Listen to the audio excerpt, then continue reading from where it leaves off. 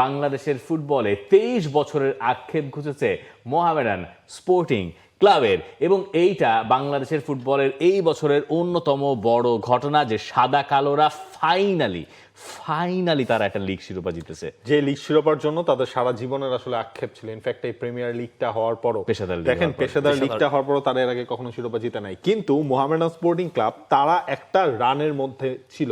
আপনি খেয়াল করে দেখেন, এইটাকে হচ্ছে আমি অবাক করার মতো মোহামেডানের পারফরমেন্স বলবো না, হুট করে লেস্টার সিটি হয়ে গেছে মোহামেডান স্পোর্টিং ক্লাব, সেটাও বলার মতো কোনো জায়গা নেই। গেল সিজনটা আগে তাদের সেই পারফরমেন্স, তারা যে লিগটা জিতলো সেখানে কেবলমাত্র তারা 18 ম্যাচের মধ্যে 2টা ম্যাচ হেরেছিল। একটা হেরেছিল ইয়ং ম্যানসের এগেইনস্টে, একটা হেরেছিল রহমতগঞ্জের এগেইনস্টে। এবার আপনি আরেকটা জায়গা দেখেন, এর আগের 2টা সিজন তারা যখন আসলে লম্বা সময় পর তারা ট্রফি জিতলো, এই 3টা সিজনকে আপনি এক করে র্যাপ আপ করেন। আলফাজ আহমেদ যে দলটাকে বদলালেন, তিনি হচ্ছে এসে হঠাৎ করে দলটাকে বদলে দিলেন না, তিনি ওই সময়টা পেয়েছিলেন। সময়টা পাওয়ার পর তিনি কি করলেন, প্রথমবারের মতো কুমিল্লায় আমরা দেখেছিলাম ফেডারেশন কাপে ট্রফি জিতেছিল হচ্ছে মোহামেডান স্পোর্টিং ক্লাব। ওই বছর লিগে তারা চতুর্থ হয়েছিল। এরপর গেল সিজন 3টা টুর্নামেন্টের 3টাতে কিন্তু তারা রানার্স আপ হয়েছিল।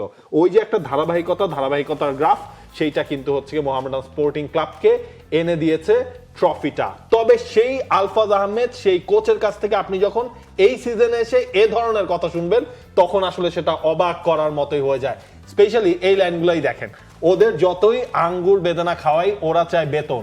সেটা না পেলে তো খেলতেই চাইবে না। স্থানীয় খেলোয়াড়রা গড়ে 25 থেকে 30% বেতন পেয়েছে। বিদেশিদের মধ্যে মোজাফফরভ 2 মাস ও অন্যদের 1 মাসের বেতন বকেয়া। কোচরা 4 মাস কোনো বেতন পাননি। এই অবস্থায় ছেলেদের অনুরোধ করে মঙ্গলবার মাঠে নামানোই দেয়। এই কথাটা তিনি বলেছিলেন যখন গেল মাসে মোহামেডান স্পোর্টিং ক্লাবের ফুটবলাররা চ্যাম্পিয়ন হওয়ার পরের সিজনে তারা দেখছে তাদের বেতন হচ্ছে না, তারা দেখছে তাদের মাঠের ঠিক নাই, কোনো কিছুর ঠিক নাই। মানে মুদ্রার এপিট আর ওপিট দুটাই আলফাজ আহমেদের এই দল দেখলো এই 2025 সালে, এবং তার দলটা ভেঙেও গেল। একমাত্র মোজাফফরই থাকলেন, সানডে গেলেন বসুন্ধরা কিংসে, দিয়াবাতে গেলেন আবাহনী লিমিটেডে, টনি গেলেন বসুন্ধরা কিংসে, আর মোহামেডান পয়েন্ট টেবিলের 6 অবস্থান করছে। মানে টপ হাফেও তারা স্থান করতে পারছে না। আর তখন প্লেয়ারদের বেতন এইভাবে করে বকেয়া। তো আপনি ধরেন ফুটবলার, আপনি একটা টিমকে, বাংলাদেশের সবচেয়ে ঐতিহ্যবাহী ক্লাবটাকে সাফল্যের দিক থেকে তাদেরকে আপনি এত বছর আগে বুঝে লিগ জিতিয়েছেন। এখন আপনি কি আপনার ক্লাবের কাছ থেকে মিনিমাম পারিশ্রমিকটা প্রত্যাশা করবেন না? বাড়ি গাড়ি ফ্ল্যাট ভাড়ার টাকা বাদ দিলাম, আঙুর বেদানাও বাদ দিয়ে দিলাম, ওটা আমি নিজের টাকায় খাইতে চাই, ওটা তো আপনি বেতন দিবেন, তারপর তো আমি নিজের টাকা দিয়ে কিনবো, তো আপনি বেতনই তো দিতে পারেন না। বাংলাদেশের মানে ঘরোয়া ফুটবলের খুব একটা কালো অধ্যায় হয়ে থাকবে এটা। আবাহনী মোহামেডান বাংলাদেশের তো ঐতিহ্যবাহী ক্লাব, এই ধরনের ক্লাবের এই ধরনের সিচুয়েশন, বাংলাদেশের ধরেন এত ভালো একটা ফুটবলিং বছর গেছে, এর মাঝে যদি এই ধরনের সিচুয়েশন ওঠে তাহলে হয়তো ভক্তদের তো মনে ওইসব প্রশ্নই জাগবে। তো আমার তো একটা দিক ভালো হচ্ছে, কিন্তু আমার ঘরোয়া ফুটবল তো ভালো হচ্ছে না। এবং ফুটবলে যদি উন্নতি থাকতো তাহলে তো এই মোজাফফরদের বেতন চাইতে হইতো না। বেতন কেন চাইতে হবে পেশাদার ফুটবলারদের? এটা আসলে শুধু এই সিজনে মানে ম্যাক্সিমাম ক্লাবের এই অবস্থা, বা গেল 1-1.5 বছর ধরে ম্যাক্সিমাম ক্লাবের এই অবস্থা। দেখেন মোহামেডানের জন্য সেটা কেন হবে? মোহামেডান স্পোর্টিং ক্লাব হচ্ছে বাংলাদেশের ইতিহাসের ক্লাব। এই ক্লাবটার ইতিহাস রয়েছে। এই ক্লাবটার সুসময়ে আমরা হচ্ছে গিয়ে মানুষজনের ক্যামেরার সামনে চেহারা দেখাইতে আমরা হচ্ছে অভাব পাই না। ওইখানে একজন আরেকজনের সাথে ঠেলাঠেলি করে লেগে যায় তাদের হচ্ছে গিয়ে কোনো প্রেস কনফারেন্স হলে চেহারা দেখানোর জন্য। এই ক্লাবটা যখন লিগ চ্যাম্পিয়ন হলো, আপনি খেয়াল করে দেখেন তারা এফসি চ্যালেঞ্জ লিগের প্লে অফ তাদের খেলার যোগ্যতা ছিল। ক্লাব লাইসেন্সিং নাই, কারণ হচ্ছে ওই কাঠামোটাই মোহামেডান স্পোর্টিং ক্লাবের ছিল না। অথচ এই হচ্ছে সেই মোহামেডান ক্লাব যারা 90-এর দশকে খেলতো। এই যে এখন রোনালদোরা যে চ্যাম্পিয়ন্স লিগ খেলেন, সৌদি লিগের আল নাসের আল হিলালরা, ওই জায়গায় তারা নিয়মিত কম্পিট করতো মোহামেডান। সেই ক্লাব এত বছর পরে এশিয়ান কম্পিটিশনে গিয়ে তারা ওই জায়গায় অংশ নিতে পারলো না, তারা ক্রাইটেরিয়াই তারা ফুলফিল করতে পারে নাই। এবং এই যে বেতনের কথা, মোহামেডানের নাইলে একটা দোষ দিলাম, আবাহনী মোহামেডান দুজনই তারা ট্রান্সফার ব্যানার পড়েছে বসুন্ধরা কিংসও, যে বসুন্ধরা কিংস নতুনত্বের ছোঁয়া নিয়ে বাংলাদেশের ফুটবলে এসে, এবং গত কয়েক বছরে 10 বছরে বাংলাদেশের ফুটবলে একটাই নাম ছিল বসুন্ধরা কিংস। তারা বাংলাদেশের ফুটবলে আসলেই অনেক দিয়েছে, কিন্তু তারাও এর বাইরের কিছু নয়। তাদের ফুটবলার তারিক কাজী, তিনি তো বেতনের কারণেই ক্লাব ছাড়তে বাধ্য হলেন এবং তার সঙ্গে দূরত্বটা স্পষ্ট হলো। আমরা প্রেস রিলিজ দেখলাম দুপক্ষ থেকেই যে সম্পর্কটা ছেদ হয়ে গেছে। এইটা তো এই বছরের অন্যতম বড় ঘটনা। যখন বসুন্ধরা কিংসের মতো ক্লাব এইসব জায়গায় সাফার করে তখন আবাহনী মোহামেডানও এই জায়গায় সাফার করবে, এটা আপনাকে ধরে নিতেই হবে। এটাই তো আসলে বলছেন যে পুরো সিস্টেমটাই আসলে সাফার করছে। হ্যাঁ, পুরো সিস্টেমটাকে আসলে কি করে ভায়াবল করা যায়, কি করে সাস্টেইনেবল করা যায় এবং এই ধরনের টুর্নামেন্ট খেলে ক্লাবগুলো আসলে কি করে আর্ন করতে পারে, আমার মনে হয় সেই দিকে যাওয়াটা খুব জরুরি। নইলে এইভাবে আসলে গাটের পয়সা দিয়ে ফুটবলটাকে চালানো, ওটা চালানোর জন্যই চালানো হবে, কিন্তু ওটা আসলে আমাদেরকে কোনো কাঙ্ক্ষিত লক্ষ্যে হয়তো পৌঁছে দেবে না। এবং সেই ইনকামের কথা তো আপনি বলছিলেন, একটু খেয়াল করে দেখেন মানিকগঞ্জে যখন এখন ম্যাচ হয় তখন কিন্তু সেই মানিকগঞ্জ যেই দুই ক্লাবের হোম ভেন্যু, আমরা দেখছি টিকিট সেখানে বিক্রি করা হচ্ছে, মোটামুটি যতটুকু স্টেডিয়ামের আসন সংখ্যা সেইটা হচ্ছে ফিল আপ হয়ে যাচ্ছে। ওই টিকিটের টাকাটা কিন্তু পাচ্ছে ওই হোস্ট ক্লাব, ওই ক্লাব। ধরেন হচ্ছে আরামবাগ, তাদের হয়তো অল্প কিছু হলেও হচ্ছে রেভিনিউটা তাদের জেনারেট হচ্ছে।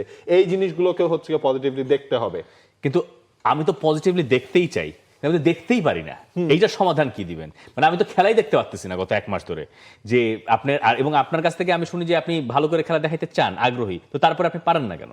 এই যে ওই পুরো সিস্টেমের মধ্যে কোঅর্ডিনেশনের কিছু অভাব রয়ে যায় এবং সেটা যখন হচ্ছে গিয়ে এই ধরনের টপ টায়ার লিগ, মানে একটা দেশের আপনার এই বিএফএল এর উপরে বাংলাদেশের কোনো লিগের কাঠামোতে কোনো কিছু নাই, সেইটার ক্ষেত্রে যখন এই ধরনের সিচুয়েশন গুলো হয় তখন সাধারণ মানুষ মানে ওইটা নিয়ে কথা বলবে, আপনার সারা বছরের সব পজিটিভ জিনিসগুলো ধুয়ে মুছে যাবে, এইটাই হবে। ইনফ্যাক্ট গতকালকে আমরা দেখছিলাম, আপনিও ইভেন্টটা কাভারও করেছেন ওমেন্স লিগের ওপেনিং এর সময়, তখনও মনে হয় এই জিনিসটা নিয়ে প্রশ্ন উঠেছিল, কোনো কি অ্যানসার পেয়েছিলেন? প্রশ্ন উঠেছিল, অ্যাভয়েড করে গেছেন উনি, কারণ সিচুয়েশনটা নারী ফুটবল লিগের শুরু হওয়া নিয়ে ছিল, তো ওই সময় আর কি ওই ধরনের মানে প্রশ্নের উত্তর তিনি দিতে চাননি।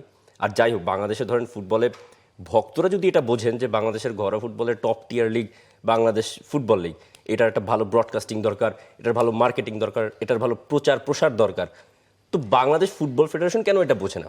না, বাংলাদেশ ফুটবল ফেডারেশন তো বোঝে, না বোঝার তো কিছু নাই। বাংলাদেশের এই যে ব্রডকাস্টিং, বাংলাদেশ যে ইন্টারন্যাশনাল ম্যাচগুলো বাংলাদেশের মাঠে খেলেছে, এটাকে আপনার কাছে মনে হয় শুধুমাত্র হামজার কারণে? হ্যাঁ, অবশ্যই হামজার কারণে, কিন্তু এইটাকে তো ক্যাপিটালাইজ করার সেই ক্যাপাসিটি বাফুফে দেখিয়েছে। বাফুফের মার্কেটিং টিম এই টিমই দেখিয়েছে যে এইটাকে কি করে সারা দেশে, তো শুধুমাত্র সারা বিশ্বে ছড়িয়ে দেওয়া যায়। হামজাকে নিয়ে কোথায় নিউজ হয় না? ইউকে মিডিয়া থেকে শুরু করে সব জায়গায় নিউজ হয়। এর পেছনে তো বাংলাদেশ ফুটবল ফেডারেশনের মার্কেটিং টিমের একটা ম্যাসিভ দায়িত্ব আছে বা অবদান আছে। সোশ্যাল মিডিয়া দেখেন, বাংলাদেশের ফুটবল ফেডারেশনের পেজের তো চেহারাই পাল্টায় গেছে। যেই পেজ 10 বছর আগে দিত যে আর কি কি করা লাগবে লিস্ট দে, কমেন্ট করতো, সেই পেজের জায়গায় আপনার ফলো দেয়া থাকতো। সেই পেজের কন্টেন্ট এই বছরের সেরা কন্টেন্ট।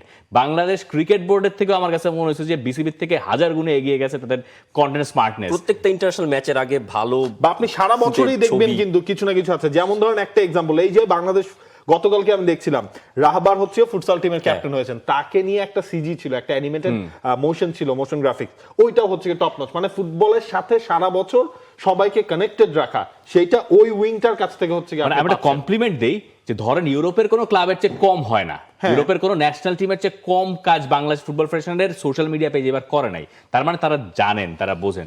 তারপরে কেন এই লিগটাই শুধুমাত্র এই অবহেলায় পড়ে থাকে, এইটাই লোকে জানতে। আমি বলতেছি না যে লিগটারে আপনি ইন্টারন্যাশনাল ম্যাচের গুরুত্ব দিয়ে এখনই দেখাইতে, কিন্তু মিনিমামটা তো আমাদের আসলে মিট করতে পারতে হবে, নইলে আমরা মানুষের কাছে যাবো কি করে? ইনফ্যাক্ট গতকালকে এই ওমেন্স লিগ নিয়েও আসলে দর্শকরা হ্যাপি নয়, যারা বাসায় বসে ওমেন্স লিগের খেলা দেখতে চেয়েছিলেন। তবে আমরা চাইবো হয়তো নতুন বছরে বাংলাদেশ ফুটবল ফেডারেশন পুরনো এই সব কিছু হতাশা, গ্লানি, সমালোচনা, এই সব কিছু থেকে তারা আসলে শিক্ষা নিয়ে বা লেসন নিয়ে তারা আগামী বছরটা পরিচালনা করুক। বছরের শেষ ফুটবল শোটাও আমরা আসলে করে ফেললাম আজকে।